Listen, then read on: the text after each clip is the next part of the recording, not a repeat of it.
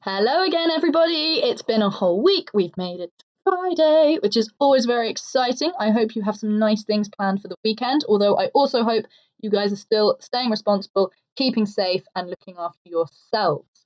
A quick reminder before I go any further. Sorry, find the PowerPoint. You have your spelling test today. Here is a quick little reminder of the words. I will always put the words onto the test in the order that you see them here. So it goes triumph, pavilion, campaign, siege, magnificent, poisonous, wraith, patient, passion, traitor. That even if you're finding it a little hard to understand the words from Show My Homework, that's the order they come in. That should give you a helping hand. Please don't forget to do that today, as well as watching this video. Best of luck. Let's get going. I'm excited to find out what's going to happen. So, quick recap of chapter 13. Remember, there's been a big fight with the wolves, and the story returns back to Edmund and the White Witch. The White Witch decides she's just going to kill Edmund now, because then there will only be 3 children. The prophecy that will end the White Witch's life says that there need to be 4 children sitting in 4 thrones at Cair Paravel. So if she kills Edmund, we're only down to 3 children. Prophecy can't be fulfilled. However, Edmund is rescued by Aslan's men, and then he is reunited with his siblings. The White Witch then arrives and reminds Aslan all traitors are promised to her, so Edmund's life therefore belongs to the witch. Aslan has a secret conversation with the witch about Edmund. Nobody else can hear it, but they do seem to come to an agreement, and Edmund is free. He's off the hook. The witch then questions whether Aslan will keep this promise that he's made, but Aslan roars at her and she runs away. My roar was pathetic in the last video. I am sorry about that. I'm sure the real Aslans would have been much, much better. So, chapter 14 is called The Triumph of the Witch. Let's find out, what is it that Aslan promised the witch in exchange for Edmund? As soon as the witch had gone, Aslan said, "We must move from this place at once. It will be wanted for other purposes. We shall encamp tonight at the fords of Baruna." Of course, everyone was dying to ask him how he had arranged matters with the witch, but his face was stern, and everyone's ears were still ringing with the sound of his roar, and so nobody dared.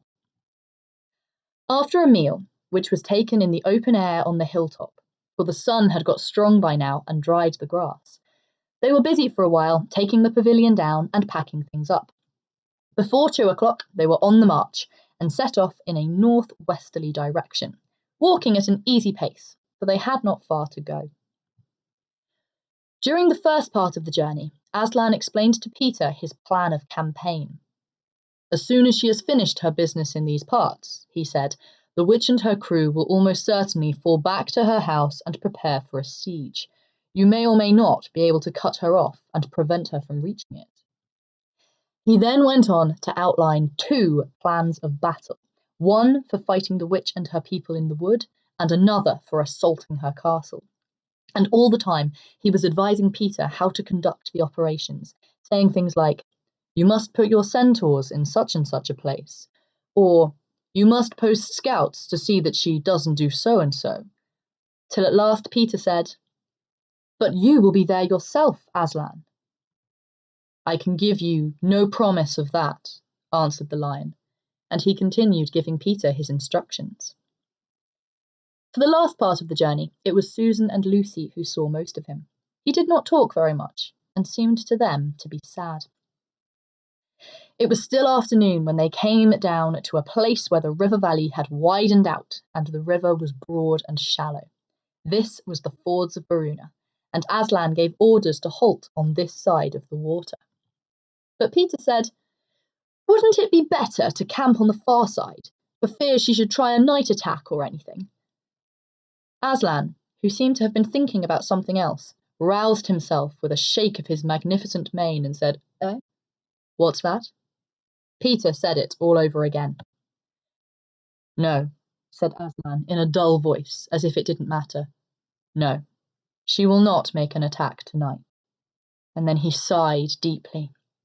But presently he added, "All the same, it was well thought of. That is how a soldier ought to think, but it doesn't really matter.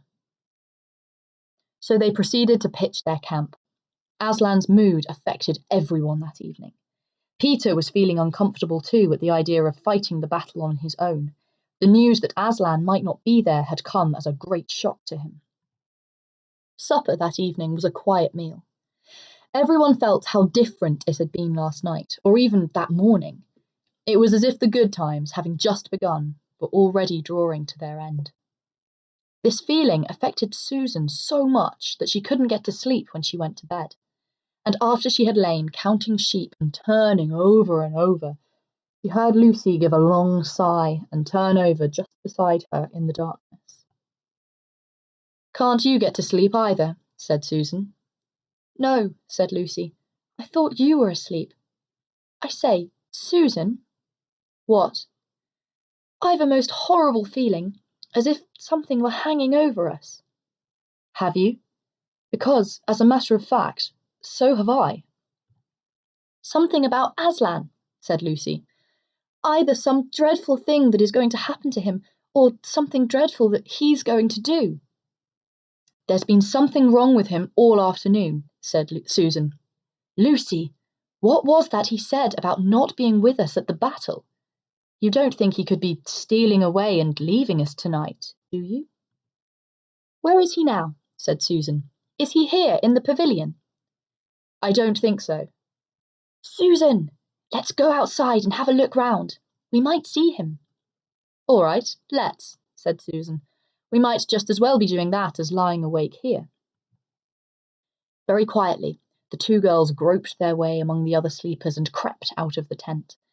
The moonlight was bright, and everything was quite still, except for the noise of the river chattering over the stones. Then Susan suddenly caught Lucy's arm and said, "Look!" On the far side of the camping ground, just where the trees began, they saw the lion slowly walking away from them into the wood. Without a word, they both followed him.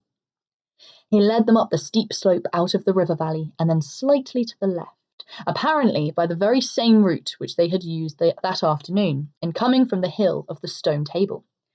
On and on he led them, into dark shadows and out into pale moonlight, getting their feet wet with heavy dew.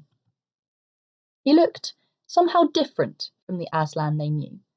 His tail and his head hung low, and he walked slowly, as if he were very, very tired. Then, when they were crossing a wide open place, where there were no shadows for them to hide in, he stopped and looked round. It was no good trying to run away, so they came towards him. When they were closer, he said, "Oh, children, children, why are you following me?" "We couldn't sleep," said Lucy, and then felt sure that she need say no more, and that Aslan knew all that they had been thinking. "Please, may we come with you, wherever you're going?" said Susan. "Well," said Aslan, and seemed to be thinking. Then he said, "I should be glad of company tonight. Yes, you may come, if you will promise to stop when I tell you, and after that leave me to go on alone." "Oh, thank you, and we will," said the two girls. Forward they went again, and one of the girls walked on each side of the lion. But how slowly he walked, and his great royal head drooped so that his nose nearly touched the grass. Presently he stumbled and gave a low moan. "Aslan, dear Aslan," said Lucy, "what is wrong? Can't you tell us?" "Are you ill, dear Aslan?" asked Susan. "No," said Aslan, "I am sad and lonely. Lay your hands on my mane so that I can feel you there, and let us walk like that." And so the girls did what they had never have dared to do without his permission, but what they had longed to do ever since they first saw him. They buried their cold hands in the beautiful sea of fur and stroked it, and so doing, walked with him. And presently they saw that they were going with him up the slope of the hill on which the stone table stood. They went up at the side where the trees came furthest up, and when they got to the last tree, it was one that had some bushes about it, Aslan stopped and said, "Oh, children, children, here you must stop, and whatever happens, do not let yourselves be seen. Farewell." And both the girls cried bitterly, though they hardly knew why, and clung to the lion, and kissed his mane and his nose and his paws and his great sad eyes. Then he turned from them and walked out onto the top of the hill. And Lucy and Susan, crouching in the bushes, looked after him, and this is what they saw. A great crowd of people were standing all round the stone table, and though the moon was shining, many of them carried torches which burned with evil-looking red flames and black smoke. But such people! Ogres with monstrous teeth, and wolves, and bull-headed men, spirits of evil trees and poisonous plants, and other creatures whom I won't describe, because if I did, the grown-ups would probably not let you read this book. Cruels and hags and incubuses, wraiths, horrors, efreets, sprites, orkneys, wooses, and ettins. In fact, here were all those who were on the witch's side, and whom the wolf had summoned at her command. And right in the middle, standing by the table, was the witch herself. A howl and a gibber of dismay went up from the creatures when they first saw the great lion pacing towards them, and for a moment the witch herself seemed to be struck with fear. Then she recovered herself and gave a wild, fierce laugh. "The fool!" she cried. "The fool has come! Bind him fast." Lucy and Susan held their breaths, waiting for Aslan's roar and his spring upon his enemies. But it never came. 4 hags, grinning and leering, yet also, at first, hanging back and half afraid of what they had to do, had approached him. "Bind him, I say!" repeated the White Witch. The hags made a dart at him and shrieked with triumph when they found that he made no resistance at all. The others, evil dwarfs and apes, rushed in to help them, and between them they rolled the huge lion round on his back and tied all his 4 paws together, shouting and cheering as if they had done something brave. Though, had the lion chosen, one of those paws could have been the death of them all. But he made no noise, even when the enemies, straining and tugging, pulled the cords so tight that they cut into his flesh. Then they began to drag him towards the stone table. "Stop," said the witch. "Let him first be shaved." Another roar of mean laughter went up from her followers as an ogre with a pair of shears came forward and squatted down by Aslan's head. Snip, snip, snip went the shears, and masses of purling gold began to fall to the ground. Then the ogre stood back, and the children, watching from their hiding place, could see the face of Aslan, looking all small and different without its mane. The enemies also saw the difference. "Why, he's only a great cat after all," cried one. "Is that what we were afraid of?" said another. And they surged round Aslan, jeering at him, saying things like, "Puss, puss, puss, poor pussy cat," and "How many mice have you caught today, cat?" and "Would you like a saucer of milk, pussums?" "Oh, how can they?" said Lucy, tears streaming down her cheeks. "The brutes, the brutes!" For now that the first shock was over, the shorn face of Aslan looked to her braver and more beautiful and more patient than ever. "Muzzle him," said the witch. And even now, as they worked about his face putting on the muzzle, one bite from his jaws would have cost 2 or 3 of them their hands. But he never moved, and this seemed to enrage all that rabble. Everyone was at him now. Those who had been afraid to come near him, even after he was bound, began to find their courage, and for a few minutes the 2 girls could not even see him, so thickly was he surrounded by the whole crowd of creatures, kicking him, hitting him, spitting on him, jeering at him. At last the rabble had had enough of this. They began to drag the bound and muzzled lion to the stone table, some pulling and some pushing. He was so huge that even when they got him there, it took all their efforts to hoist him onto the surface of it. Then there was more tying and tightening of cords. "The cowards! The cowards!" sobbed Susan. "Are they still afraid of him, even now?" When once Aslan had been tied, and tied so that he was really just a mass of cords on the flat stone, a hush fell on the crowd. 4 hags, holding 4 torches, stood at the corners of the table. The witch bared her arms as she had bared them the previous night, when it had been Edmund instead of Aslan. Then she began to whet her knife, to sharpen her knife. It looked to the children, when the gleam of the torchlight fell on it, as if the knife were made of stone, not of steel, and it was of a strange and evil shape.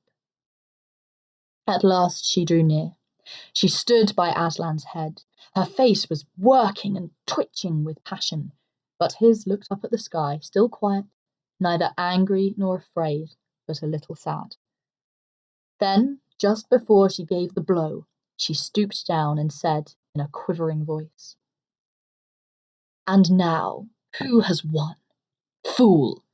Did you think that by all this you would save the human traitor? Now I will kill you instead of him, as our pact was, and so the deep magic will be appeased. But when you are dead, what will prevent me from killing him as well? And who will take him out of my hand then? Understand, you have given me Narnia forever. You have lost your own life, and you have not saved his. In that knowledge, despair and die." The children did not see the actual moment of the killing. They couldn't bear to look, and had covered their eyes. Oh, Aslan's dead! Ah! Aslan's been killed. The White Witch has killed Aslan. That was intense. That felt quite, scary to read, I must admit. I got quite into that. Oh, goodness gracious me. What are we thinking? Okay, first of all, Aslan has been killed. Is he actually dead? That's what C.S. Lewis wants us to think at the end of this chapter. But do you think Aslan is actually dead? And is the White Witch correct? Has she won? The White Witch obviously believes that with Aslan out of the way, she can just take over Narnia and everything's hers now. Is she right? Has she won? Is this kind of the end of the story? And as always, our question, what's going to happen next? And we're going to have to wait until next week for that. Next week, guys, you did some work for me yesterday, yes. You did some work for me yesterday about kind of C.S. Lewis's life and a bit of background to the Chronicles of Narnia. One of our video lessons next week is going to be using that information and kind of discussing things a little bit more, to look into maybe some of the allusions, some of the allegories that C.S. Lewis is using. So if you haven't had a chance to do Thursday's lesson, please do make sure you at least have a look at those questions and maybe have a think about the answers. We will be using it next week. But other than that, I hope you have an absolutely wonderful weekend. Don't forget spelling test as well today. I forgot. That's why I put that slide in, to remind myself and you. Spelling test again today. And yes, have a wonderful and very happy weekend. I hope the weather is good for you. Keep safe. Take care. Get in touch if you need me. Bye bye. Always a pleasure to see you.